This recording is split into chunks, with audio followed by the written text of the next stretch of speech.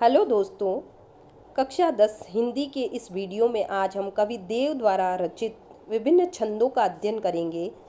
एक छंद और उसकी व्याख्या हम पिछले वीडियो में पढ़ चुके हैं। बाकी के जो बचे हुए दो छंद हैं उनको आज हम समझने का प्रयास करेंगे। दूसरा वाला जो छंद है, इसमें कवि देव ने श्री कृष्ण के प्रेम रस में डूबी एक गोपी की जो आँख है, किस प्रकार मधुमक्खी बनकर उसके प्रेम रस में डूब गई है और वापस उस रस से उबर नहीं पा रही है, उसका बड़ा ही मार्मिक और हृदयग्राही वर्णन किया है। तो देखिए, आज जो दूसरा पद्य भाग है कवि देव द्वारा रचित, धार में धाय धसी निर्धार हवे, जाय फसी उक्सी न अबेरी। धार में धाय धसी, धार में, किसकी धार में? प्रेम रस की धारा में। प्रेम रस की धारा यानी श्री कृष्ण के प्रेम में डूब गई है गोपी और अपनी स्थिति का वर्णन करते हुए कह रही है, धार में धाय धसी निर्धार हवे। मेरी जो आंखें हैं श्री कृष्ण के प्रेम रस की धारा में जाकर धस गई है और वहाँ जाकर वे बिना किसी आधार के हो गई है। निर्धार यानी अब उन्हें बचने का कोई आधार नहीं मिल रहा है। जाय फंसी, जाकर फंस गई है, यानी श्री कृष्ण के प्रेम रस में गोपी की आंखें मधुमक्खी बनकर फंस गई है। क्योंकि देखिए, जब मधुमक्खी किसी रस में जाकर या शहद में जाकर डूब जाती है तो वहाँ से निकल नहीं पाती। ठीक उसी प्रकार गोपी भी अपनी स्थिति का वर्णन करते हुए कह रही है कि मेरी आंखें मधुमक्खी के समान श्री कृष्ण के प्रेम रस की धारा में जाकर धंस गई है और अब उसे बचने का कोई आधार नहीं मिल पा रहा है। जाय फंसी, जितना निकलने का प्रयास कर रही है उतनी ही और अधिक उसमें वो डूबती जा रही है। उक्सी न अबेरी, जितना अधिक निकल रही है उतनी ही अधिक वो उसमें डूबती जा रही है। उक्सी बाहर निकलना, न अबेरी, न अबेरी का मतलब नहीं उबर पाना। अबेरी उबर नहीं पा रही है, यानी जिस धारा में वो फंस गई है वहाँ से वापस वो उबर नहीं पा रही है। री अंगराय गिरी गहरी, री अंगराय गिरी गहरी का अभिप्राय है श्री कृष्ण के प्रेम रस में डूबी आंखें उनके रोम रोम में फंस गई है, गहरी जाकर फंस गई है और वहाँ से वापस लौट नहीं पा रही है। गई फेरे फिरी ओ गिरी नहीं गेरी, फेरे फिरी ओ गिरी नहीं गेरी, फेरने से फिर नहीं रही है, यानी मुड़ने से वो मुड़ नहीं पा रही है। ओ गिरी नहीं गेरी, घेरने से गिर नहीं पा रही है। जिस प्रकार विभिन्न पशु पक्षियों को घेरने पर वापस लौट आते हैं, लेकिन वो कह रही है कि मेरी आंखें तो श्री कृष्ण के प्रेम रस में ऐसी डूब गई है कि वापस फिरने से फिर नहीं पा रही है और वापस उनको घेरने पर वापस वे लौट नहीं पा रही है। देव कछु अपनो बसना, कवि देव कह रहे हैं, गोपी अपनी स्थिति बताती हुई कह रही है कि मेरी आंखों पर ही अब मेरा कोई वश नहीं रहा। रस लालच लाल चिते भई चेरी, श्री कृष्ण के रस की लालची क्या बन गई है? उनकी सेविका बनकर उनका जो मन है वो केवल उसी में रम गया है। बेगी ही बूढ़ी गई पखियाँ, अखियाँ मधु की मक्खियाँ भई मेरी, बेगी ही बूढ़ी गई पंखियाँ। अब क्या कह रही है गोपी कि इसके जो पंख हैं, मधुमक्खी, मेरी आंखें जो मधुमक्खी हैं बन गई है, इसके पंख उनके प्रेम रस की धारा में पूरी तरह से डूब गए हैं। अखियाँ मधु की मक्खियाँ भई मेरी, श्री कृष्ण के प्रेम रस में डूबी मेरी आंखें तो मधुमक्खी के समान हो गई है। कहने का अभिप्राय यह है कि श्री कृष्ण के प्रेम रस में डूबी गोपी की जो आंखें हैं वो मधुमक्खी के समान हो गई है और वे प्रेम रस में इस प्रकार डूब गई है कि वापस वहाँ से उबर नहीं पा रही है। जिस प्रकार मधुमक्खी शहद में जब डूब जाती है तो उस रस से अपने को अलग नहीं कर पाती, उस रस में डूबकर तो वो उसके जब पंख भीग जाते हैं तो वापस वो उबर नहीं पाती और साथ ही वहाँ से लौट कर नहीं आ पाती। तो गोपी कह रही है कि मेरी आंखें भी मधुमक्खी के समान हो गई है। जो श्री कृष्ण के प्रेम रस के शहद में डूबकर न तो वहाँ से उबर पा रही है, न वापस फेरने से फिर पा रही है, न ही वापस लौटाने पर लौट पा रही है। देव कवि गोपी की स्थिति को बखान करते हुए कह रहे हैं कि ये मेरी आँखियाँ तो श्री कृष्ण के प्रेम रस की लालची होकर उनकी सेविकाएं बन गई है।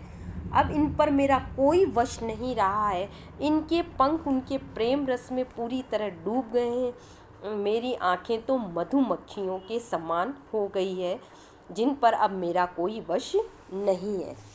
कहने का अभिप्राय है कि इस छंद के माध्यम से कवि देव ने गोपी की स्थिति को बताया है कि किस प्रकार श्री कृष्ण के प्रेम रस में डूबकर वो मधुमक्खी के रूप में परिवर्तित हो गई है और वहाँ से वो उबर नहीं पा रही है। ये था हमारा दूसरा छंद। अब हम अपना तीसरा छंद भी इसी वीडियो में देखने का प्रयास करेंगे, जिसके अंदर कवि देव ने एक गोपी की जो मानसिक स्थिति है, सपने में अपनी मन स्थिति में वो श्री कृष्ण से मिलन का सपना देखती है, लेकिन जैसे ही उसकी नींद खुलती है उसका सपना टूट जाता है। उसका बड़ा ही मार्मिक और हृदयग्राही वर्णन कवि देव ने इस पद में किया है, जिसमें देखिए, जहरी जहरी जीनी बूंद है परती मानो। कोई गोपी अपनी अंतरंग सखी को बता रही है अपने सपने की बात और कह रही है, हे सखी, रात को मैंने जो सपना देखा उसमें ऐसा लग रहा था जैसे वर्षा की बूंदें जहरी जहरी जीनी बूंद पड़ती है मानो। जो वर्षा की नन्ही नन्ही बूंदें हैं वो गिर रही है, जहरी जहरी जकोरों के साथ, जीनी यानी नन्ही या पारदर्शी, जकोरों के साथ यानी हवा की जो हिलोरें आती है उनके साथ पानी की बूंदें, पारदर्शी बूंदें चारों ओर बरस रही थी। गहरी गहरी घटा घेरी है गगन में। सपने में मुझे यह भी दिखाई दिया कि आकाश में काली घटाएं उमड़ घुमड़ कर छाई हुई थी। तो सपने की बात में गोपी क्या बता रही है? आकाश में काले रंग की घटाएं उमड़ घुमड़ कर छाई हुई थी और वर्षा की बूंदें जकोरों के साथ, हवा के जो थपेड़े हैं उनके साथ बरस रही थी। आनी कयो श्याम मोसो चलो जूलीबे को आजू। ऐसे मनोरम वातावरण में आनी कयो, आने की कहा, श्याम मोसो, श्री कृष्ण ने मुझसे। ऐसे मनोरम वातावरण में श्री कृष्ण ने मेरे पास आकर क्या कहा? चलो जूलीबे को आजू, चलो आज झूला झूलने चलते हैं। तो कवि देव गोपी की स्थिति को बता रहे हैं और कह रहे हैं कि सपने में गोपी ने देखा कि हवा के जकोरों के साथ वर्षा हो रही है, आकाश में काली घटाएं उमड़ घुमड़ कर छाई हुई है। ऐसे मादक वातावरण में श्री कृष्ण ने गोपी से आकर उसे साथ में झूलने चलने का संदेश दिया है। फूली ना समानी भई ऐसी हो मगन में। कवि देव गोपी की स्थिति को बखान करते हुए बता रहे हैं कि गोपी अपनी सखी से कह रही है कि श्री कृष्ण ने जब मुझे झूलने चलने की बात कही तो मैं उनकी यह बात सुनकर फूली नहीं समाई। फूला न समाना यानी बहुत अधिक प्रसन्न होना। मैं बहुत अधिक प्रसन्न हो गई, भाई ऐसी हो मगन में, और मैं अपनी मस्ती में पूरी तरह से भाव विभोर हो गई। यानी श्री कृष्ण का ये प्रस्ताव सुनकर मैं पूरी तरह से भाव विभोर हो गई। चाहती उठियोई उड़ी गई सो निगोड़ी नींद। मैं उठकर उनके साथ जाना चाहती थी। झूला झूलने की कहा है श्री कृष्ण ने, तो गोपी कह रही है मैं उठकर उनके साथ जाना चाहती थी। उड़ी गई सो निगोड़ी नींद। मैं उठकर क्या चली, मेरी तो नींद ही खुल गई। मेरी निगोड़ी यानी अभागी, मतलब अभागी इसलिए कहा कि नींद जग गई तो उसका सपना ही टूट गया। तो कह रही है कि मैं उनके साथ उठकर चलने ही वाली थी कि मेरी अभागी नींद खुल गई। सोए गए भाग मेरे जागी व जगन में। गोपी कह रही है अपनी सखी से, उस जाग जाने से मेरे तो भाग्य ही सो गए। मतलब मैं अभागी बन गई। मैं सोकर क्या उठी, मेरे भाग्य ही। मैं यूं तो नींद से जाग कर उठ गई, लेकिन कौन सो गया, मेरे भाग्य सो गए, क्योंकि तब वहाँ कौन नहीं था। आँख ही खोली देखो तो घन है ना घनश्याम।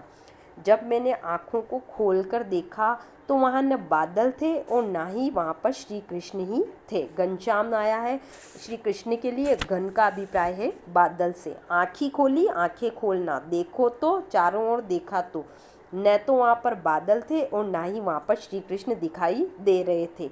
वे ही छाई बूंदे मेरे आंसू हवे द्रगन में, और जो वर्षा की बूंदें पहले मुझे सपने में दिखाई दे रही थी, अब वे ही मेरी आंखों से आंसू बनकर बह रही थी। कहने का अभिप्राय ये है कि गोपी अपनी अंतरंग सखी से अपने सपने की बात सुनाती है कि सपने में किस प्रकार श्री कृष्ण आकर उसे झूला झूलने चलने का निमंत्रण देते हैं, लेकिन जैसे ही वो उठकर जाना चाहती है उसकी आंखें खुल जाती है, और उसकी आंखें खुलने के साथ ही गोपी कह रही है कि मेरी आंखें क्या खुली, मेरे तो भाग्य ही सो गए, क्योंकि जब उसने उठकर देखा तो वहाँ न तो बादल था और न ही श्री कृष्ण वहाँ पर उपस्थित थे, और जो वर्षा की बूंदें पहले सपने में दिखाई दे रही थी वे ही अब गोपी की आंखों से आंसू बनकर बह रही थी। तो देखिए, कवि ने बड़ी ही सरस भावानुकूल भाषा के माध्यम से गोपी के सपने की बात हमें बताई है। अनुप्रास और मानवीकरण अलंकार का सुंदर प्रयोग कवि ने इस छंद में किया है। फूली ना समानी इस मुहावरे के प्रयोग से उन्होंने अपने छंद में 4 चांद लगा दिए हैं। और आपको ये जो पद्य लास्ट वाला पद्य था वो समझ आ गया होगा। एक बार फिर रिवाइज के तौर पर आप देख लीजिए। जहरी जहरी जीनी बूंदे पड़ती मानो, गहरी गहरी घटा गेरी है गगन में। एक गोपी अपनी सखी को अपने सपने की बात सुना रही है और कह रही है कि आकाश में घटाएं उमड़ घुमड़ कर छाई हुई थी काले रंग की, और वर्षा की बूंदें हवा के झकोरों के साथ बरस रही थी। आनी कहो श्याम मोसो, ऐसे मादक वातावरण में श्री कृष्ण ने मुझसे पास आकर कहा, चलो झूलने को आजू, चलो आज झूला झूलने चलते हैं। उनकी इस बात को सुनकर फूली ना सम्मानी भई ऐसी हो मगन में। मैं उनकी इस बात को सुनकर बहुत अधिक प्रसन्न हो गई और मस्ती में भाव विभोर हो गई। चाहती उड़ियोई उड़ी, सो गई सो निगोड़ी नींद। मैं उठकर उनके साथ झूला झूलने जाना चाहती थी, लेकिन मैं क्या उठी, मेरे भाग्य ही सो गए। सोए गए भाग मेरे जागी व जगन में। मेरी नींद तो ऐसी खुली कि मेरे सारे भाग्य ही सो गए। जगन में का अभिप्राय क्या है, मैं ऐसे वक्त जगी कि आँखी खोली देखो तो, आंखें खोलकर देखा तो न घन है न घनश्याम, न तो किसी प्रकार का कोई बादल था, न वहाँ पर किसी प्रकार कोई श्री कृष्ण दिखाई दे रहे थे। वे ही छाई बूंदे मेरे, जो सपने में वर्षा की बूंदें बरस रही थी, अब मेरे नेत्रों से वे ही वर्षा की बूंदें आंसू बनकर जर रही थी। मैं अपने दुर्भाग्य पर आंसू बहा रही थी। तो देखिए, अपने सपने की जो बात है वो अपनी अंतरंग सखी को एक गोपी सुना रही है, उसका बड़ा ही मार्मिक, सरस और हृदयग्राही वर्णन कवि देव ने अपने इस छंद के माध्यम से हम तक प्रस्तुत किया है। तो ऊपर वाले जो छंद में जो आज हमने पढ़े उसमें बताया गया कि एक गोपी की आंख मधुमक्खी बनकर शहद में डूब जाती है, श्री कृष्ण के प्रेम रस में डूबकर वो आंख अब निकल नहीं पा रही है। दूसरे वाले छंद में किस प्रकार गोपी का सपना टूटने पर उसके भाग्य सो जाते हैं, उसका बड़ा ही मार्मिक हृदयग्राही वर्णन कवि ने किया है। इसी के साथ हमारा जो ये पाठ है ये भी समाप्त हो जाता है।